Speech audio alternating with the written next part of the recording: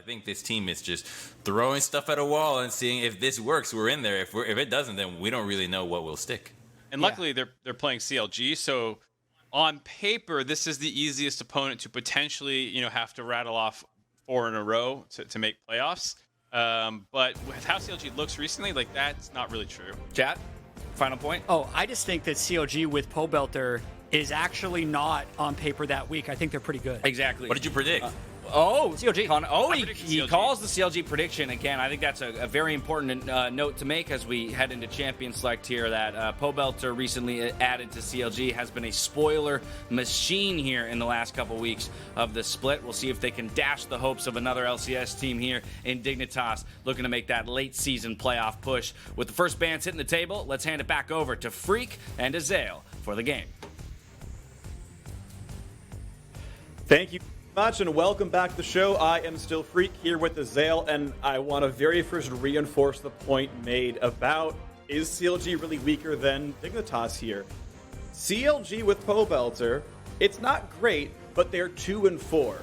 Over those same 6 games, Dignitas are 1-5. Since Pobelter, Dignitas are seemingly a weaker team than CLG, who CLG technically, I believe, not mathematically eliminated, but the model right now shows that 8 wins is the playoff bar, and CLG cannot get more than 7. Yeah, I think it's pretty safe to say that CLG won't be making playoffs, but are playing spoiler. They were able to take down TL last week. Pobelter with one of the craziest highlight plays that I've seen in a long time. VPN, the 1v3 on Syndra. He has had some very impressive individual performances, and I do think CLG is looking better with him in mid lane. That being said, it's tough, right? Because he came in pretty late, and I do think both these teams, it feels like more it's focusing on improving and fixing things for summer. And if you're looking at it through that point of view, then CLG I think is feeling much happier. Yeah, of course, this is a rematch from the season opener for these teams. So even though Dignitas won the last matchup between these squads, that was with Crown in the mid lane.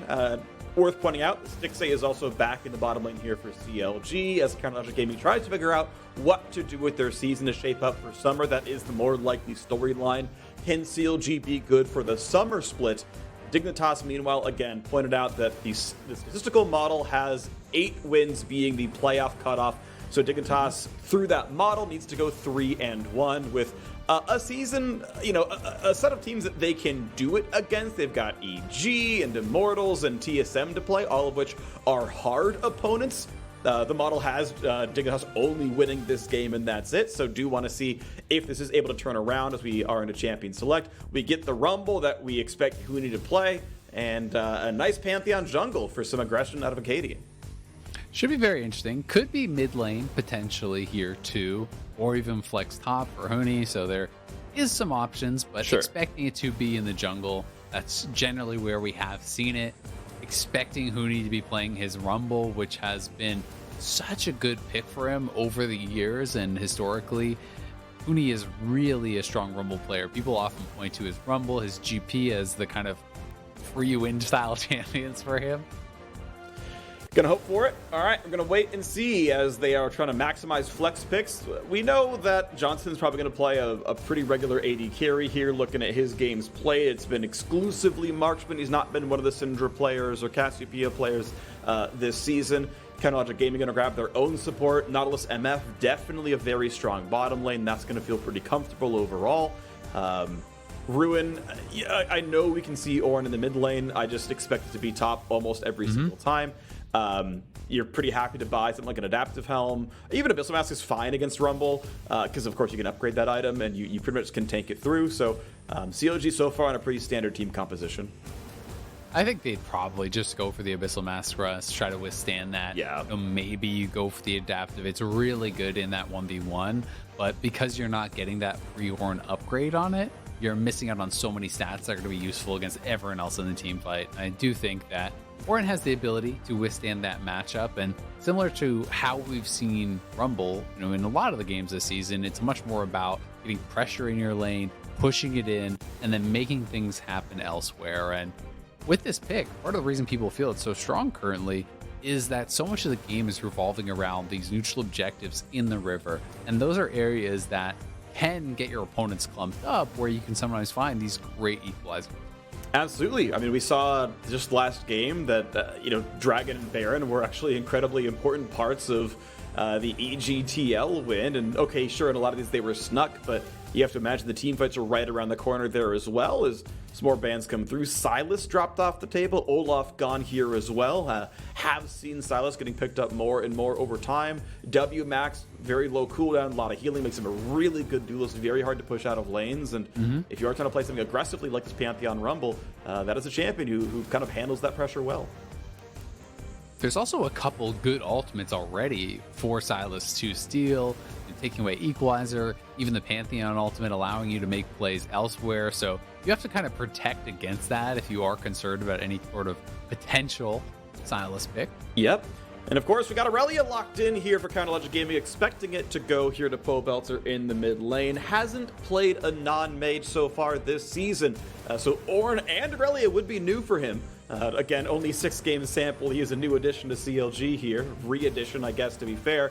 But fighters like Aurelia got a lot better this patch. The Tiamat upgrades are stronger. Blade of the Ruin King, the real heavy hitter. And we're going to, I think, see a lot more of these fighters, both top and mid, for the rest of the season because of those buffs. I'm very interested to see what the build is going to be from Pobelter, because we have seen in kind of the not LCS, the scrims that we cast last week, people were doing Blade of the Ruin King Rush, even forgoing the Triforce until much later. I have been seeing that on ladder some still too. I want to see what kind of a build he is going to bring out, and we actually get the Fiora. So this is looking now like Rumble mid. You put that Fiora top against the Ornn. Fiora, I think, was one of the biggest beneficiaries of some of these top lane changes. Ravenous Hydra, something you love to rush. The additional lifesteal there is very helpful. And also, if you can get access to the turret plates, Fiora is one of the fastest, if not the fastest, turret killers. The Q works on the turret, the E reset and crit works on the turret. So you can really destroy those turrets incredibly fast if you can get a winning top. And Counter-Logic Gaming round out the lineup with a magic damage jungler in the Karthus, finally adding some of that texture here. And yeah, this looks like CLG looking for where the matchup is going to be, trying to find the correct one-on-ones. I feel like I like Fiora in both matchups. You mentioned like things like Ruin King being better, obviously great against Ornn. I think I like Fiora in the Aurelia 1v1 as well, just in that you can fairly easily riposte to the E-stun and then fight from there. I think you know the matchup better than I do, so I'll defer to your wisdom here, but looks like as the champions are locked in, at least Huni and Ruin are going to be playing those fighters. We'll see if they play mid or top themselves, but the top laners have that matchup. I do think Aurelia has a chance. I think as the game goes longer, it can get more and more difficult, but even if you can pair their posts, Aurelia has some really good trading, even with just the longer range autos you can do in lane, and there are ways to perhaps outplay that, especially if you go for something like an early Executioner's Rush, can be okay in that 1v1, but I'm going to be interested to see if they want to try to follow the Ornn around the map, or if they're just going to be happy to play in that side lane, but either way, ton of focus expected to be around Fiora. Yeah, going to be really exciting. I love this champ set. Going to be a whole lot of fun to watch, a whole lot of fun to cast, and we'll see if CLG can play spoiler or Dignitas can make their way into playoffs from the outside looking in. Champion select is over. That means there is a 5-minute delay before we broadcast the game for competitive integrity, so we'll see you here right after this. Hello everyone, welcome back to the show. Dignitas and Counter-Logic Gaming about to do battle here on the Rift. It's a tough one. It's battle between 9th and 10th. CLG almost assuredly cannot make playoffs, but Dignitas certainly can. They have beatable opponents. On paper, you maybe expect them to beat CLG. We'll see if they can make the push. It'd be exciting if they can. And we've got Fiora versus Aurelia in the top lane with a jungle Karthus to boot. I think it's going to be a really fun game. Win or lose, I am so excited for this Dignitas comp. A lot of style, a lot of that Huni panache going for the Fiora pick. And Acadian having Pantheon jungle, there's a lot of opportunity for the camp up on the top side and for assisting in split push scenarios, which should make for a very exciting game. Yep. One thing I want to point out, and I will do this every single Karthus jungle game I cast until there are changes, I want to see how fast Wiggily can complete a first full clear. If you're really, really good, you get it at just barely over 3 minutes, like 3:03 or something. In my testing, first time doing it in a month or so, I got something like 3:06. So, you know, I want to see if LCS junglers can clear as fast as me. That's the real thing. It's the humble brag. It's one of those things where there's actually a lot of little optimizations with how you're utilizing the E, how much you're auto attacking versus just spamming Q, and all of these different things. Also with the kiting to actually keep your health high, because we have seen huge differences in how fast people can do, especially a leashless full clear. I have seen, even in pro play, people do it sometimes 20-25 seconds slower than you're actually able to do it, just because they don't have as much experience on that Karthus specifically. All right, well, Wiggily got a minor leash for his blue buff, which is fine. It doesn't save actually that much time because the DPS on blue is so high, but, you know, saves a couple seconds there, goes into this one. Froggen is going to go for the pretty early deep ward to check the Karthus clear speed, find out if Acadian can maybe, punk him somewhere down the line. For now, it's Acadian also doing a full clear, though, red into Krugs. A lot of golden XP on Krugs, of course. Really valuable camp, but it does mean he's going to be a little bit hurt and nowhere near that top jungle to fight.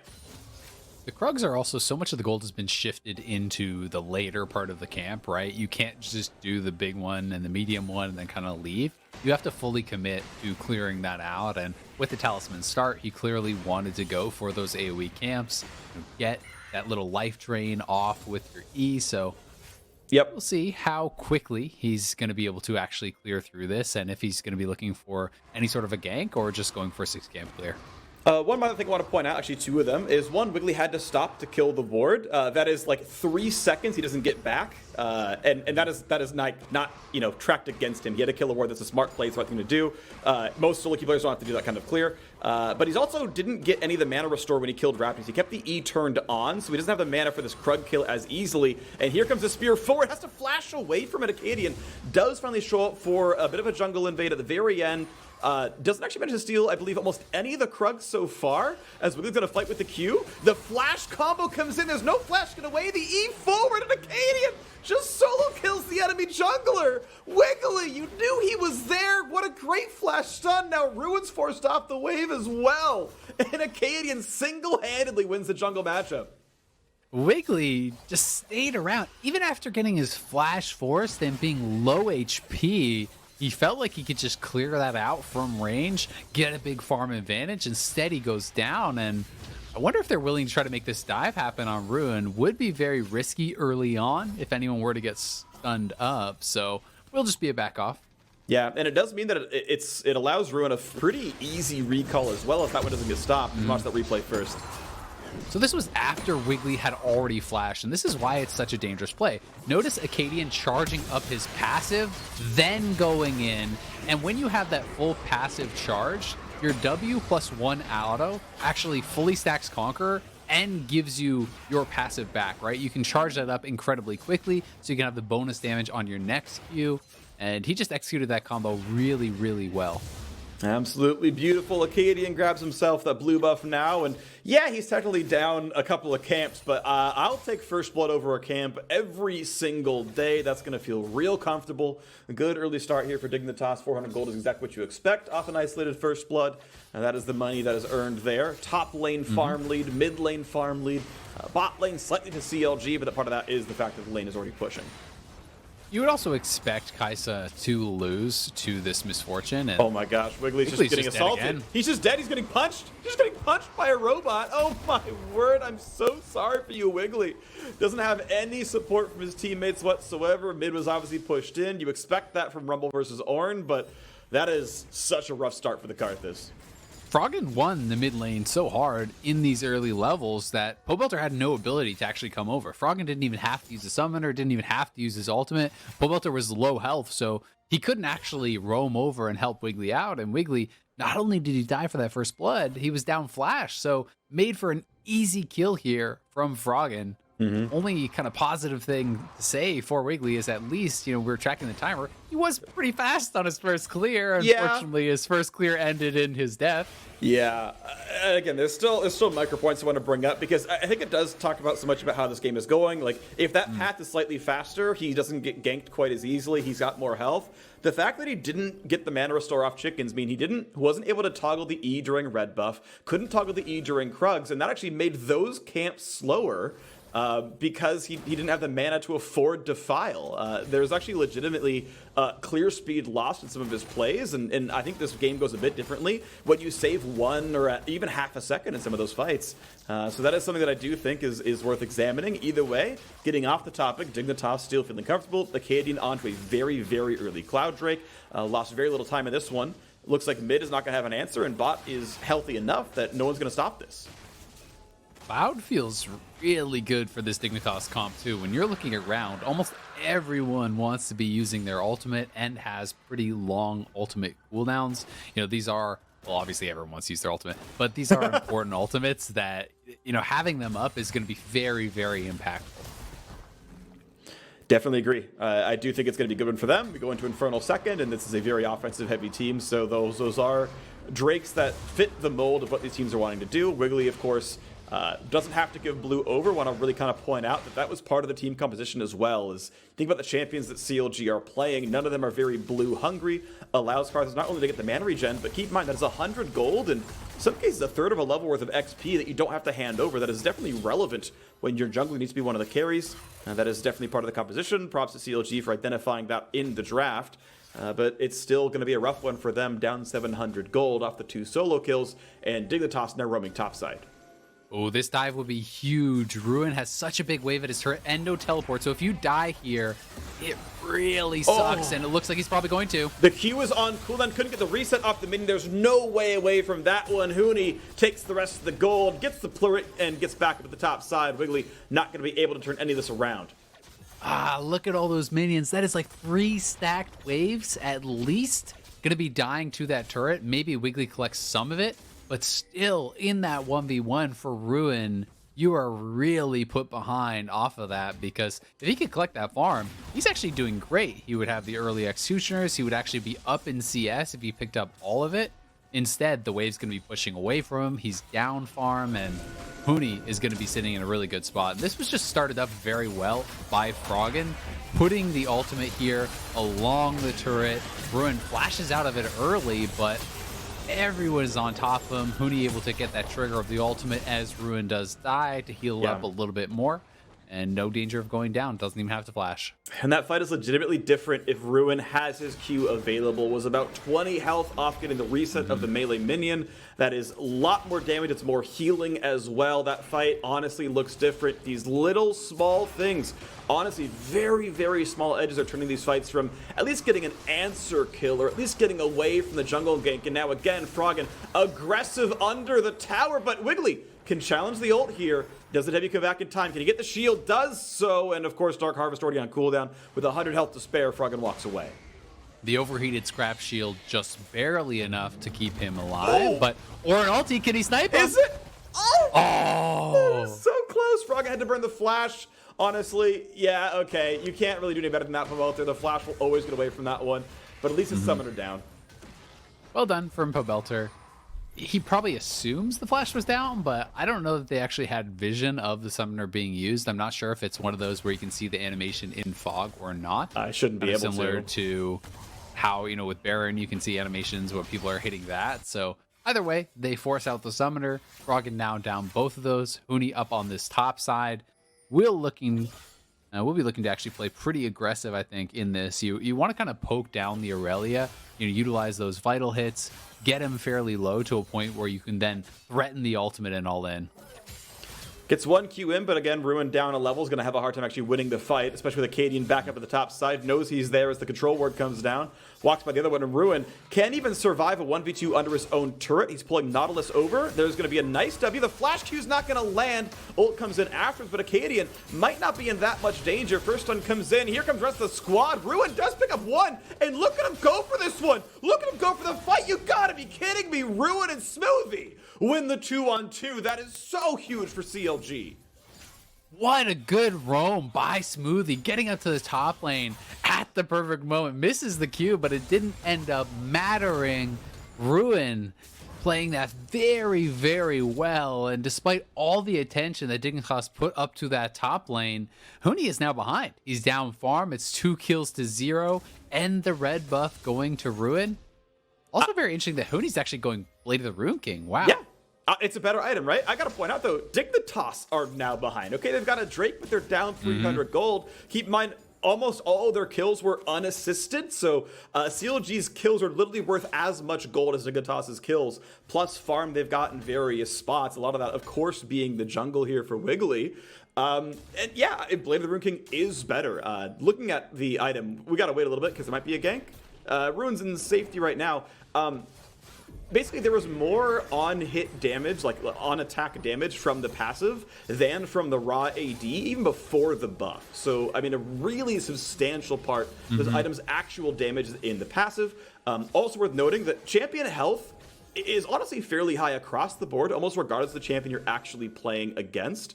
That just doesn't actually change that much between champions, so it just is a very effective item. It's just interesting because when you are playing these split pushers, so much of actually getting access to the tower is having good wave clear. And Ravenous Hydra does that, but we do have an attack in the mid lane. Decent knockup. Q not quite going to land. Smoothie just a bit out of range of that one. Unfortunate for him.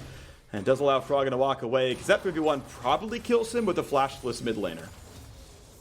Yeah, so Blade of the Rune King is more powerful as far as, the combat stats, but being able to shove the wave and move into the jungle, farm up those camps instantly, that AoE damage does matter a lot, but Smoothie now going to get jumped on here. Great play! Absolutely beautiful, and the follow-through always going to be there. Doesn't burn the stopwatch. I don't blame him for not doing so, but it means Dignitas are once again feeling comfy. The second Drake's going to go their way as well. Pretty long, actually not that long in between these things spawning up, so that's going to feel really comfortable. Double Drake already 12.5 minutes in.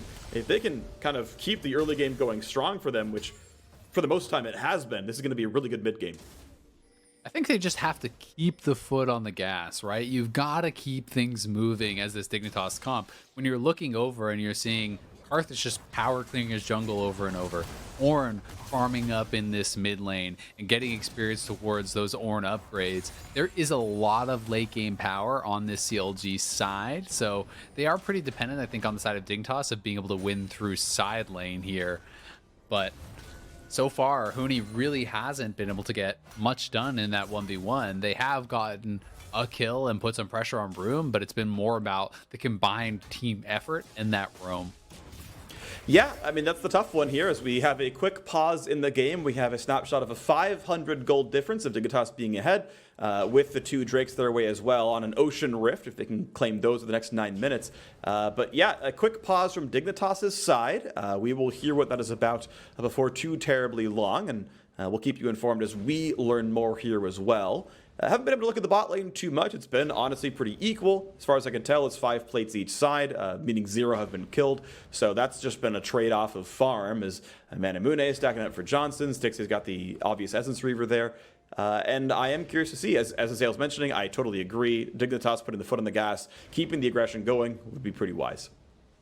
They have 2 dragons, so you are moving towards that soul point. That is something working in their favor, a win condition for sure, especially because it is that ocean soul. That is what I think most people are agreed upon being the generically strongest ocean soul, rather soul of any of the dragons. So that could be really big if they can continue stacking those up. But CLG is scaling very well. And as far as that bot lane goes, I do think you're going to be pretty happy as Kai'Sa to be coming out farming evenly against Misfortune, which is generally considered to be the stronger laner. One of the reasons from talking to some of the pros that Kai'Sa has fallen out of the meta is they don't feel that Kai'Sa should be able to lane evenly against a lot of these meta champions, your Varus's and your Aphelios's and Misfortunes and these types that have been so popular.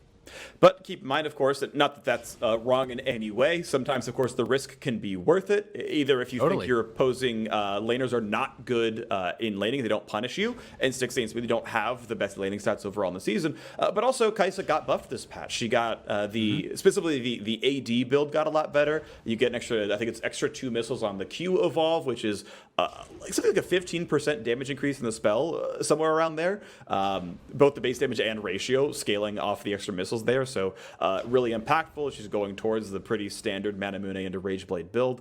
Sometimes even if you do expect to go down 15 CS or 2 plates or whatever, well, it's okay. The mid to late game is so good that the rest of Dig are aggressive, and then Johnsun's the late game insurance policy. Or in other cases, you're picking her because she's an assassin. A little bit. She's only 20% of one, but when Acadian lands the W stun, or Huni manages to get a stun himself off of like reposting something big, Kai'Sa's there. It's not a lot of setup, right? But like she's there to hit backline off of Acadian. And that's kind of why I figured they had picked it, is this combination with the Pantheon. If Rumble and Fiora and Pantheon are all going to be flying into that backline, someone is going to apply plasma for you, whether it's Thresh or someone else, and then you can ult in to follow up. And that can be very powerful. And even just their summoner setup is a bit of a nod to how they were going to play this matchup. Very clearly, by not taking the Ignite, they're not actually looking for any sort of 2v2 kills. It is barrier on the Kai'Sa as well as heal on the Thresh, so quite a defensive setup to try to prevent any potential all-ins coming in from CLG. So I do think they kind of made their adjustments as far as their choices there to try to withstand any pressure in that 2v2, and as a result, set up pretty well now. And we'll have to see how Kai'Sa can perform going forward into some of these team fights where these next couple of Dragon fights could really be deciding the game. Yeah, they really can be. And again, we're basically 9 minutes and change away from Dragon Soul if Dignitas hold on to the early mid-game lead. Do want to point out, haven't given an update. Froggen was restarting his computer. In the future, in real time, the pause has been resolved. I believe we're under a minute away from live game. We're in the past? Again. I mean, we talked about it already. We are playing these games online, and even though we're doing our best with refs and everything else, it's always nice to have the extra precautions. We got got the games on delay. It's more than a dragon behind at all times. So I think don't need the mini map cover. The junglers can't. Yeah. It's just your face or Infinity Force or something down there. I watch a lot of people who stream tournament games on Twitch and YouTube and stuff, and it's like, a lot of people are like, I'm playing a tournament today. Today is on a 5-minute delay, and it's like, okay, yeah, that's just how it goes. I understand that one. So we are back into this one as Froggen clears the way without much issue. Is 3-0 on the Rumble. He is really big here. That is going to be one of the primary team fight carries for Dignitas for now. It also feels so good when you are the only AP threat and you are having a good game, because either they don't respect the fact that there's a huge amount of magic damage, build no MR, and you shred them, or you're actually forcing out a significant amount of magic resist, maybe USSs or Hex Drinkers or whatever, and you're making the game easier for all of your teammates who are going to be dealing almost purely physical damage. Yeah, I think Kai'Sa, last I checked, is still at least 70-30 physical, even with the passive being such a big part of her kit. And the W exists and everything especially else. with a build like this. Yeah, absolutely. I mean, Manamune's on hit is physical damage. She's obviously building raw AD. Q is a bigger part of the kit as well. And now Ruin, you can see the kind of damage available there for Huni. Gets one of the vitals off the ultimate, trades ultis back and forth. Now Ruin is going to be able to lifesteal pretty easily off this wave. You're seeing over 100 HP on some of these Qs, and right back where you started. And it is Blade of the Rune King for Rune here too. So question answered. People just feel that this build is so strong.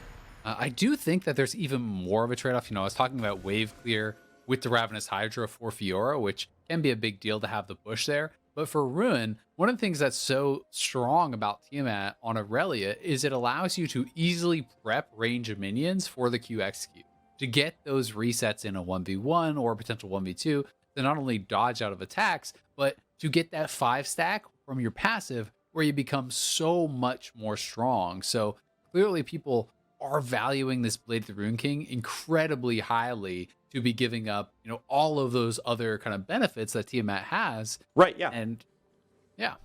It's super interesting as well. I actually like the topic. Real quick, by the way, I was informed this is a CLG side pause. Stixxay and Ruin having FPS issues, so we'll wait to see what the resolution is there for them. But I like this topic a lot. talking about how, okay, sure, it's probably correct to go into Blade of the Ruin King. Like, okay, yeah, the item got buffed. It makes total sense. That not to convince me on that one. But what it means for the game, what it means for the champions. Yeah, you're objectively stronger, but you're way stronger in PvP combat, and you're objectively weaker in PvE, right? You have objectively less wave clear. You kill fewer minions over time, and that changes sometimes how long it takes you to catch a wave if you're playing the defensive side, or how long it takes you to get back to your team if you're even the one who's pushing first. Exactly. There's a lot of extra things you can do. It can mean not only just how many minions you kill through the lane, but when you have Ravenous and you're playing Fiora and you're ahead, you actually just insta clear the wave out. And if you can't pressure your opponent under turret, then you just go into the jungle and you power farm the Krugs really quick, and things like that become very, very easy. I also think that one of the things that can be very difficult when you play years and years and years of a champion like Aurelia, like I recently tried the Blade of the Rune King build, and I do think it's strong, but if you're so used to playing with Tiamat plus Triforce, which has been the standard like basically forever, right? Yeah. It is so easy to mess up a Q reset compared to what you were doing before, because you don't have the bonus damage of the Sheen to kind of one-shot those caster minions. You don't have the Tiamat to actually prep those minions. And all high-level Fiora, or rather Aurelia players, do play around these resets very, very heavily, both for healing in fights, for dodging skill shots in fights. And if you ever actually fail a reset and can no longer use your Q in an all-in, you just lose. Yeah, you really do. We saw that in the top lane tower dive at the very beginning of the game. Yep. And yeah, like there's some of the tools here as well, right? Like the Tiamat active is often enough to set up the rest of the stuff. And sometimes they'll use their W for it. Sometimes Tiamat, occasionally if they have to, it's the E. But yeah, it's like, okay, well, one less tool to set it up. And yes, on an individual minion basis, the Ruin King passive damage exists. You got a 500 health melee minion. 12% of that is a good 60 bonus damage on top. That is more than the raw ID of Tiamat. In an individual basis, technically, yeah, you have a higher threshold on when the Q can actually last hit them in ideal cases. But again, you're not doing this ancillary splash damage. You don't have the active that does like 100-something damage in any reasonable mid-game situation to set it up. And so, yeah, to your point, the breakpoints are different. In some cases, they're better. In a lot of cases, they're worse. Yeah. You assume these players have had enough time to do it. Of course, pro patches are already a week delayed. So, like, they've been playing solo queue and nothing but solo queue for the last week and a half. With these changes in, they're clearly, as far as I can tell, more than comfortable with these champions. But it is something to point out that sometimes the muscle memory changes, sometimes the game plan just has to be different. And Triforce is delayed quite a lot too, right? Because traditionally you would just go Tiamat and then stop on that on Aurelia and go straight into your Triforce. And some people just skip that and rush straight Triforce. So, with the completion of the Blade of the Rune King, obviously you are pushing that back. You're not just going to go Bilgewater Cutlass and stop there and then go towards, a Triforce. It doesn't really make sense. If you're going to go that build path, you want to fully commit to it. But just a little update for you guys. We are getting some computer restarts. Hopefully we'll resolve the FPS issues that CLG are having. As soon as they are back online and ready, we will very likely be underway and hopefully have no further issues. And thank you for everyone for your patience. Obviously this is the first week working remote, and everyone behind the scenes has been putting in so much effort to get the LCS back up and running. Our producers, our production team, the engineering, everyone has been grinding so hard to have this go over smoothly. And there will be some hiccups, but we are going to do our absolute best to have the LCS feel as close to normal as possible and to run as smoothly as possible. Yeah, I mean, just to illustrate that one, a second ago, my software that delivers my audio and webcam feed to the broadcast just crashed. I've loaded it back up. As far as I can tell, I'm still broadcasting. Otherwise, Azael is awkwardly pausing as we have a different software that lets Azael and me hear each other because we're receiving a feed in to our homes and then broadcasting it out, and then our awesome engineering team is splicing those together with the program feed and then resubmitting that back out to the actual streams. We can't wait for each other's program feed to hear each other, or there's like 18 seconds of delay and it's just not possible. So my feed that went out to the rest of the world dropped for a couple about 20 seconds there. Thankfully Isaiah was monologuing, so it was perfect, and hopefully no one knows anything happened. My turn now. Yeah, it is. Yeah, hopefully can't wait for hopefully no one knows it happened after you just spent 30 seconds talking about what happened. Yeah. You're like, I hope it's a secret. By the way, let me explain what happened. Yeah. Oh my. All right. Well, it's okay. We're fine. You played yourself. Look, I would have done it if you hadn't just talked about the fact that we're doing this from home and there's going to be hiccups. And like I see. mid-sentence, the software crashed. Like it couldn't have been better timing. So I had to bring it out. That's pretty funny. Okay, in the real world, like we're not already. The real world of League of Legends. In Runeterra, we're waiting for Ruin to reconnect. That's really what I meant, is that like the human of Counterlogic Gaming's top laner is returning to the game. Obviously, Aurelia is still on the Rift. So we should be getting ready checks pretty soon. Should be getting ready to go back into the game pretty soon, which is good. That's exciting to me. And obviously, the game hasn't moved a lot in the last several minutes. So if Aurelia is still on the Rift, but just not able to move, is it just like Ruin is the soul of Aurelia? Yes. Aurelia is just this husk that's still just there? I think that's exactly what it is, yeah. I think Champ... Well, so keep in mind, right, like, this is no longer canon, but the old lore of League of Legends was that, basically these champions were controlled by summoners. They were summoned to do, battle, and they were absolutely more or less husks. That's been retconned. Summoners no longer exist. These champions just are doing battle. And I don't remember the lore well enough to tell you any more than that. What if I wanted you to go longer on the lore? It would not be the right time be for disaster. it, unfortunately, and especially with the game resuming here. I think there's more important things going on. We are there back. There are more important things going on. That's true. Shout out Ionia beat Lucidity, by the way, which was an actual lore match where Ionia beat Noxus for control of some territory. Oh. And then we stopped having those things happen. Today I learned. Yeah, there's actually flavor text on the item. It's like in commemoration of Ionia's win over Demacia or of Noxus in like 22 current era or whatever. So next time you're on a game of League of Legends, read the flavor text. Okay, I will. Great. Back to the start. Back to the game. Ruin, they're gonna die. Ulti, Ruin, gonna be tagged, gonna be stunned. Is there a way out? He hops around with some minions. He's actually maybe. No, he's not walking away. Acadian claims the kill with a shutdown bonus over the top. Dignitas 5 and 2 in this game. Great dive up on that top lane. They've got to keep going back to Huni. They need to keep him in a position where he can play aggressively. Unfortunately, he's not picking up these kills. He is just getting assists. So really not getting as much out of it as you would like. It's still pretty good having the kills on Acadian, but Pantheon's going to fall off at some point. Yeah. And that is something that is a bit of a concern. You definitely would prefer to have that on Fiora. 100% of the time, that is always going to carry you better. Tiamat comes through. We got the item in. There we go. The waves are coming over the top. Of course, the poor Ruin, despite his double kill, is so far behind with 2 turrets gone that he can't finish Ruin King yet. That's going to suck. Obviously, the fact that he upgraded boots, he stopped by Executioners, he's done other things in the build, but still does not have that all-important power spike, and that is going to be rough. So we'll see, though. Huni got some turret gold. He's feeling real comfy. I'm interested to see if Huni's going to go Tiamat into Triforce now, or if he's going to do something different, like full complete a Ravenous or even a Titanic Hydra with that Ruby Crystal. I kind of would prefer just Triforce from here and just sit on the Tiamat for wave clear. I don't think you need the additional lifesteal when you already have the Blade of the Rune King, so we'll be interested to see where he does go.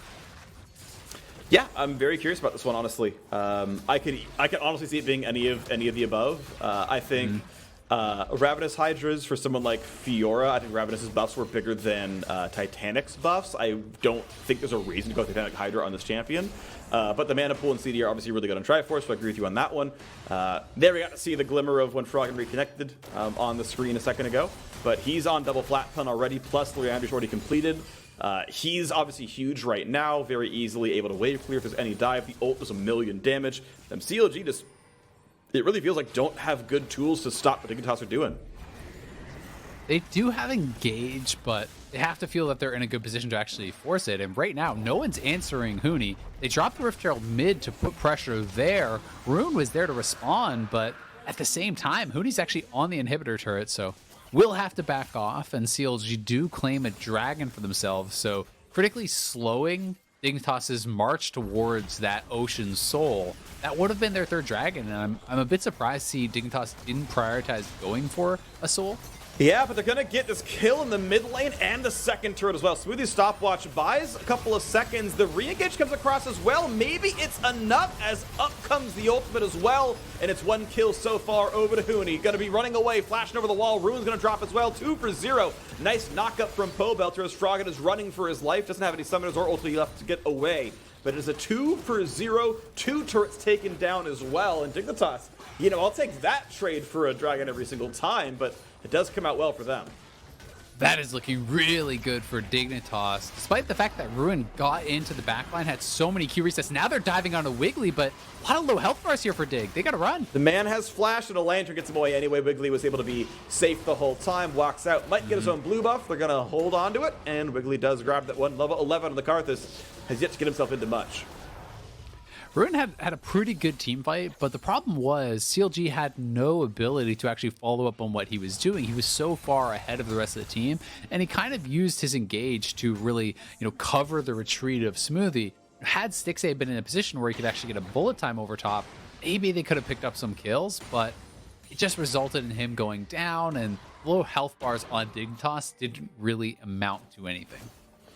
Rough stuff there. Wiggily going to be spotted out. Of course, he's got the rest of the squad around him. They know Aphromoo kind of alone right there. Don't expect for seeing that steal, but, here comes the Q. All right, picked up. But Froggen, that's an easy answer. Just the burn itself. You saw it. He turned away. He knew it was enough. Wiggily flashed in a line, not perpendicular, and took pretty much full damage from Equalizer there. And, oh, boy, their jungle is going away. Poor Wiggily, 0 and 3. Cool guys, don't look at explosions. Froggen just walking away with the burn on Wiggily there. Gets the flash, takes the kill.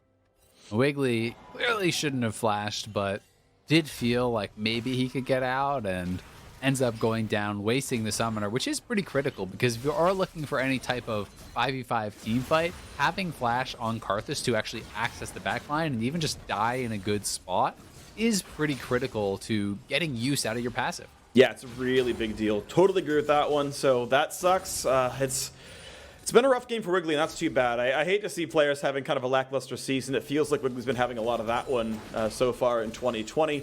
We'll see if he can turn it around a bit more. He was such a big part of CLG's 2019 summer split being good. And sadly, back to his old spring split ways. Again, a dive comes. Oh, here we go. Big damage for Acadian. Gets queued back. Smoothie gonna get hit by the hook. Aphromoo, a nice pickup there. But CLG feeling tanky. Equalizer Ruin's behind on them. the backline cuts him off. Froggen gets 1 kill picked up. Knockups come over. Ruin's here as well. But he doesn't feel like he can fight. Gets away from Aphromoo. Just a simple 1 for 0. Stixxay could not survive that fight.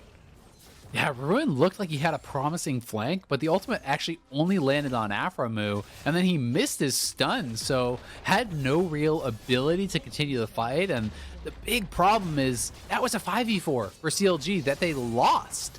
Meanwhile, Huni's power farming in the bot lane, takes another turret down, and is injecting even more gold into this Fiora. He has gone towards Phage, which I expect is going to be the Triforce, but Black Cleaver could be an option here too. I don't like it as much, especially since Acadian's building it though.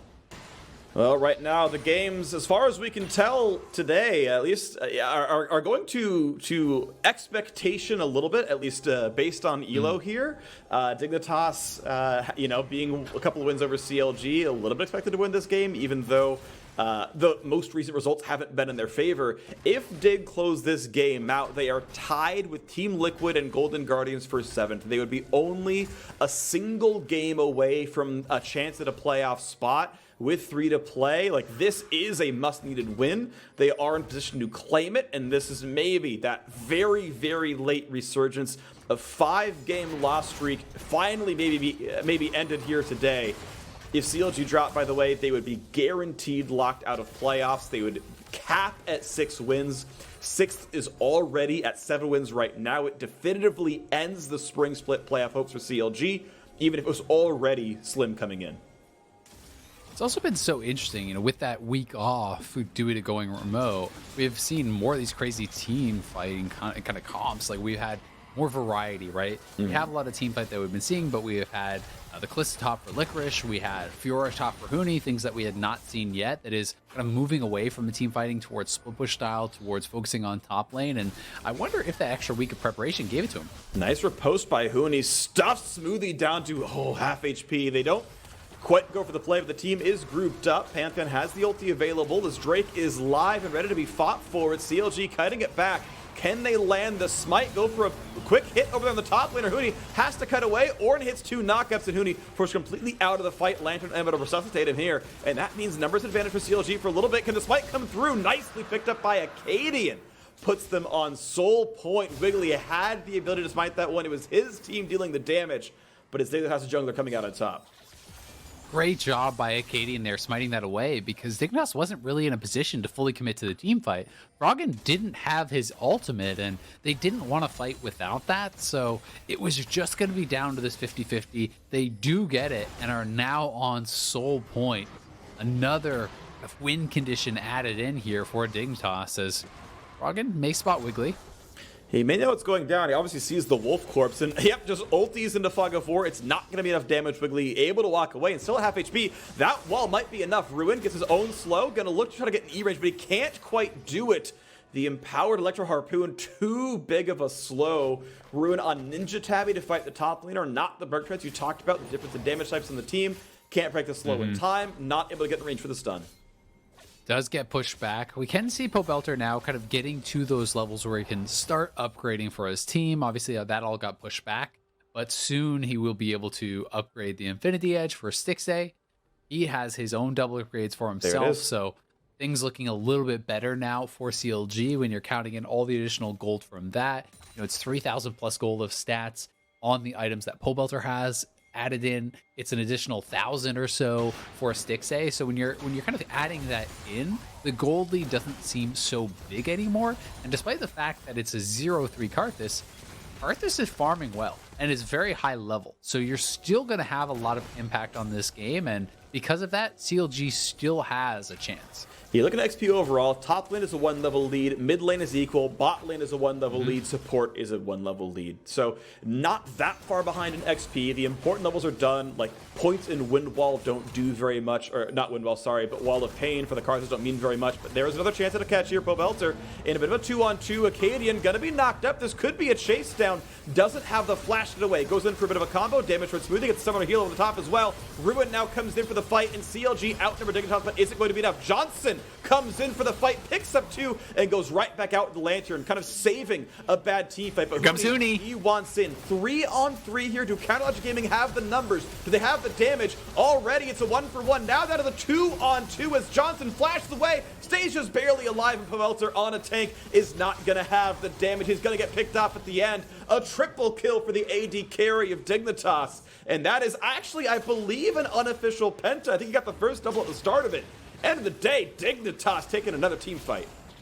Huge team fight win there for Dignitas. Johnsun cleaning up, and a lot of credit deserved by Acadian and Froggen for how long they were actually able to delay.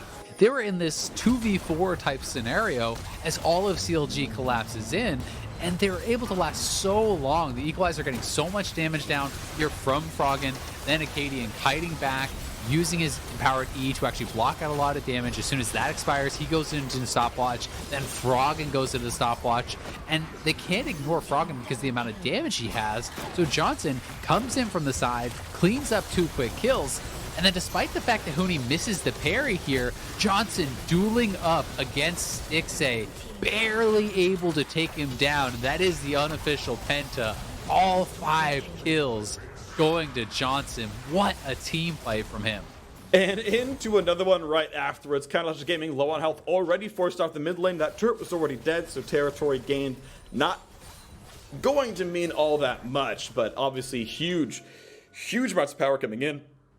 Nashor's Tooth done, Seeker's Arm Guard done. Johnson's going to have that W evolve now.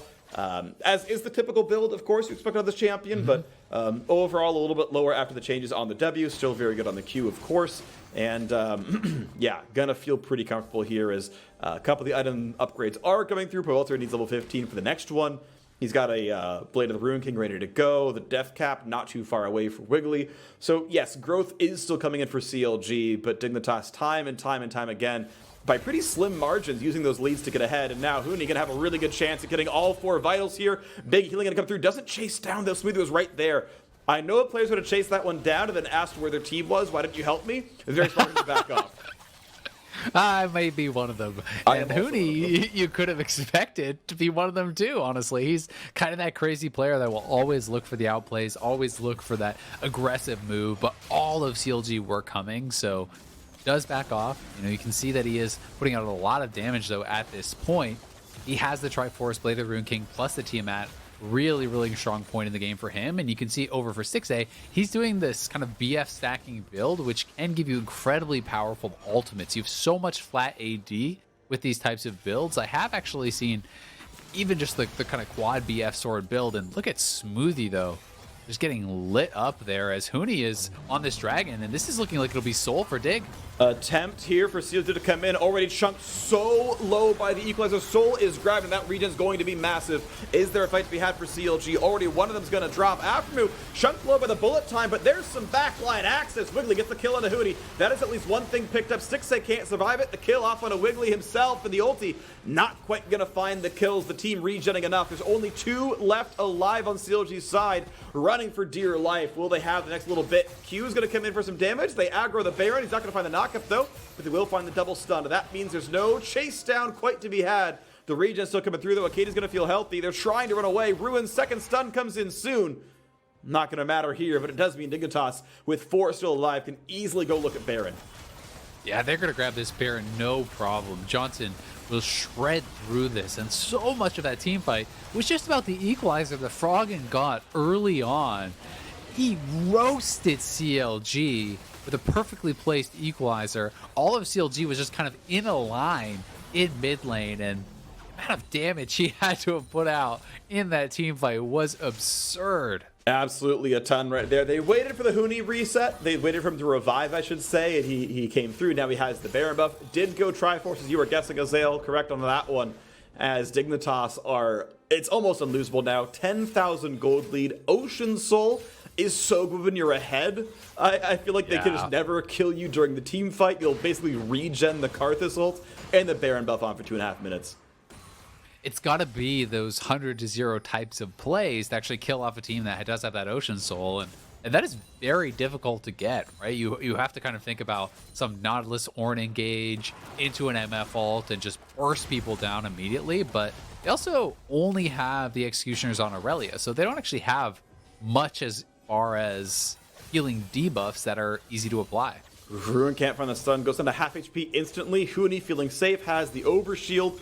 That's no problem for him at all. Is Counterlogic Gaming gonna show up with several members to defend the bottom lane, but that means with 4 people known, no one meaningful can be in the mid lane, and Dignitas are already there. Pobelter doesn't exactly have wave clear on this Ornn. The turret goes down to half HP, but they're going to respect the chance to re-engage. Smoothie finds the anchor toss. Here comes the team fight yet again. Wiggily chunked off the fight, can't do anything at all, flashes away, and can't even ultimate. There's no Karthus in this fight. Knock up on an Aphromoo. Backline X comes in. Smoothie gonna drop. Huni got 1, 2, 3 kills picked up already.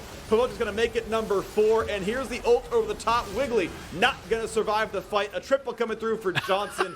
Dignitas walking all over Counter Logic Gaming. 31.5 minutes in. The playoff hope is still alive. They are just a game behind 6th place, and they do it by eliminating Counter Logic Gaming from playoff contention. The Nexus turrets fall. An amazing game from Froggen. Acadian got first blood in the jungle invade, and Dignitas just maybe back on form. Fantastic.